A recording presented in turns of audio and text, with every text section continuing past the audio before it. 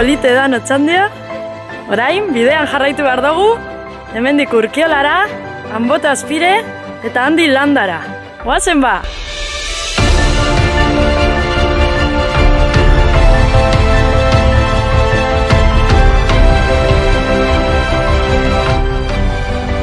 Ander Gerrikatxebarria naz, mendi lasterkaria eta duela 2 urte 3. bukatu nuen 3 handia mendi lasterketa.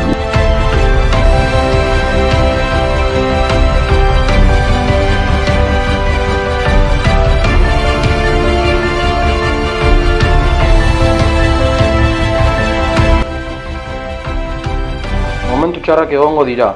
Kontzentratu zure sufrimenduan eta aurrera egin. Behera begitu eta denboraren nozioa ere galduko duzu. Gauza guztien gainetik, konstantzia.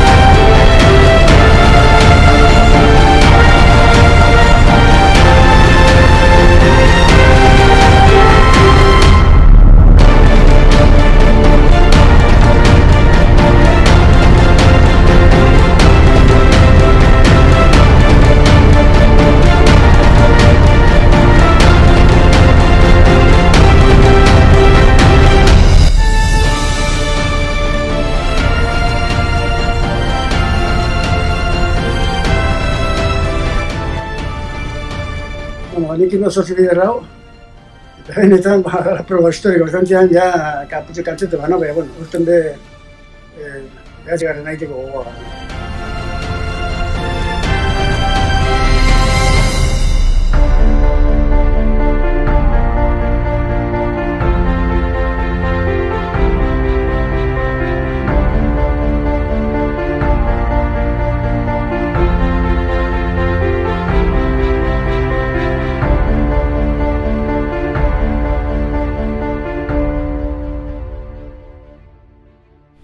Hiru handietako probara begira, plan nutrizionala dagokienez gomendatzen da egunean bertan esperimentorik ez itxia.